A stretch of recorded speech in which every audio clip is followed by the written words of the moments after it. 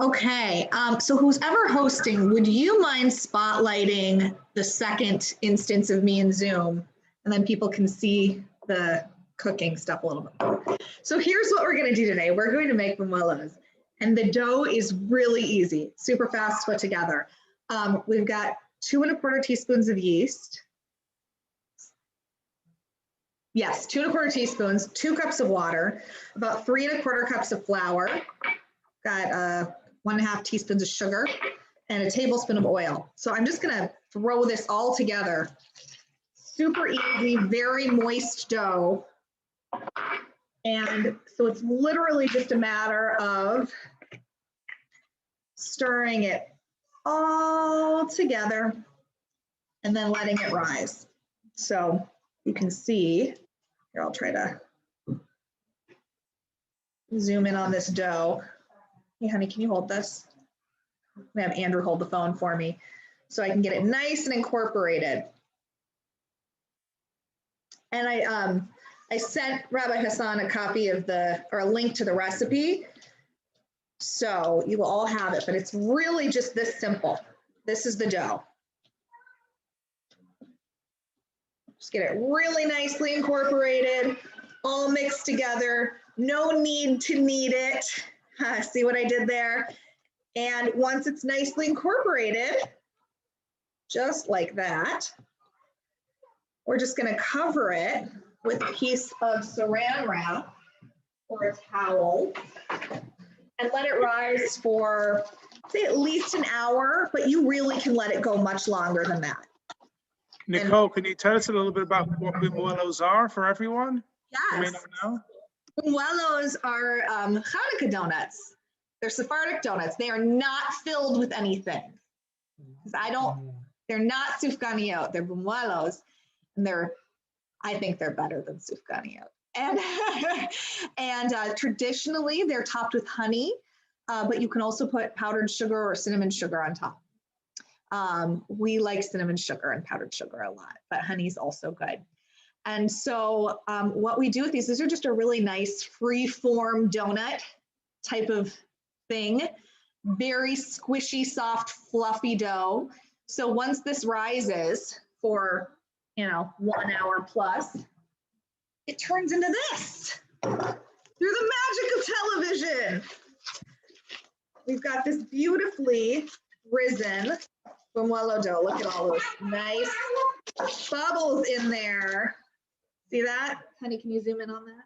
Look at those bubbles. All right. So this is the part that's a little more difficult. Okay, we're gonna fry it now. So I'm going to move my computer over here and have Andrew also have my second screen. I've got a cast iron pot of oil set to about 350. And what we're gonna do now is I'm gonna wet my hands because this dough is very sticky. So now the oil's hot and my dough is risen. I'm gonna take my wet hands and grab a little nice clump of dough. And I'm just gonna kind of make a little, kind of form it with my wet hands so it's got a little hole in it. Throw it right into the oil. And it will puff up. Andrew's gonna take my phone over so you can see it. Take that dough, throw it in, and so on and so forth. So a very easy process. And as much as I love latkes, these make your house not smell as much as latke. You don't get quite as much of the fry odor. It's a lot easier to get rid of. Also, pro tip, if you're frying foods and you don't want your house to smell, you can set a little dish of vinegar somewhere in your kitchen. It will absorb the smell right up. So, as those fry, I'm going to, excuse me, honey, grab a little slotted spoon to flip them. 350. You want to do it at about 350. It's a good idea to have a candy thermometer or an oil thermometer, because if the oil's too hot, then they fry too fast on the outside and don't get fully cooked on the inside. So I want to do about, like 4 to 6 at a time, depending on the size of your pan. Seems a little bright. And monster, I was wondering if you can zoom differently. So I'm gonna put a couple more in there. Yeah. Can you guys see that okay? Yeah, it's perfect. It's a great view. All right. Gotta see those things frying. Very I'm important. glad I had my dinner already, because this would be making me very hungry. Right. Okay, so let's just check on these guys. So I had my dinner already, and I'm ready to eat them too. So there you Yeah. All right, so let's get these. Want to get a little color, so I turned up my heat a little bit. But as you can see, they're starting to get a little gold. Still pretty blonde, but they're going nicely. That one's still a little too blonde. I don't know how well you can see the color on Zoom, but they look. Nicole, while you're teaching all of us to make them, who taught you this secret? No one. I taught myself. I am self-taught. No, I did them.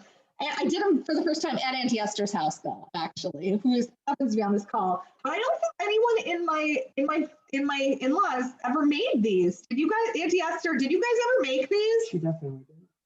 Andrew said you didn't when you were young, and now he says you did. So I don't know who's telling the truth. Definitely she did. So anyway, they're still pretty blonde. Nicole, my mother made those all You the did? time. Okay. You made them too. But once she left, once we didn't have her, I started making them. Oh. No, you made them once. So I looked up the recipe. I think I can't remember if I looked it up from the Sephardic Seattle, the SBH cookbook, or if I looked it up online, because one year when I was first married, I don't know, early in my marriage, I was making latkes for Hanukkah, and Andrew's like, these are just hash browns. I need some ketchup, which made me crazy because not put ketchup on latkes. And anyway, I was like, well, what Sephardic things can we make? Because I don't like jelly and donuts. I'm not into sufganiyot. And he's like, well, we should make bumuelos. I'm like, well, what's that? And then he told me, and I had to, so I looked up a recipe. And that is what I'm sharing with you, is my years of Bumuelo experimentation that has now led to this moment. All right, so there's our first few. The first batch is usually pretty blonde, but as long as they're, crunchy, that's all you care about. And then we just take our bowls of cinnamon sugar or powdered sugar, or you can keep them plain and drizzle them with honey. Let's make a couple cinnamon sugar ones. So Andrew, if you could get in on this. We'll just put them in the bowl, shake them up, and there you go. Nicole, Yes? can you put chocolate on it? Sure, why not? I'm not gonna tell you not to do that. Okay, thank you. You know what might be good is like to melt some Nutella and drizzle it on top. That might be a fun We've done that. experiment. I've heard of maple syrup. Oh, that would be good too. We definitely And did that. honey is definitely the most traditional topping. Honey is delicious. Yes, can't go wrong with honey. I'll do a couple powdered sugar ones too. You make those next time you come back to Minneapolis? Yes. Okay, I would thank you. love to. You're Thank welcome. We've done that.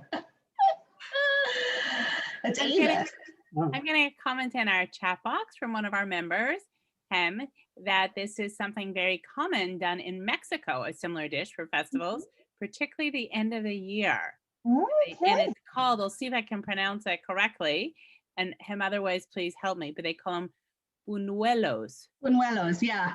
Similar. See, there's the connection between Ladino and Spanish.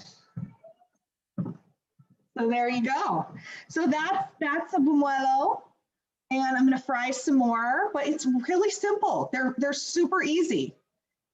So I hope you make them because they're fun. How many calories are these? I'm sure there's lots of nutrients and vitamins and A protein. Hanukkah calorie is a holy calorie. And you'll just run it off tomorrow. Alan, How many Bumuelos do you need to have to fulfill the mitzvah of Hanukkah. Chanukah? I'm gonna need the Rabissa to comment on that one. you're good. I got 2 batches here, so I'm pretty excited. Yeah. We have our pod here, our COVID pod, and they're gonna get to enjoy these Bumuelos tonight. Nicole, we might all want to be becoming part of your COVID pod. I would love that. Number. Cooking for people, right? Does anyone have any more questions for Nicole as we're wrapping up this this Bumuelo part of the program? See, the dough is very sticky, so really just be prepared for that. I think it's interesting to note, as somebody had shared, there's a traditional one made in Mexico. So donuts of a different variety, such as Bumuelos or Sphinge, is a very common Hanukkah food in different Sephardic communities, and it has different names in different communities and slight differences in how they're made, but it is a common and exciting way to celebrate Hanukkah. Yes, it is. Can't go wrong with a donut.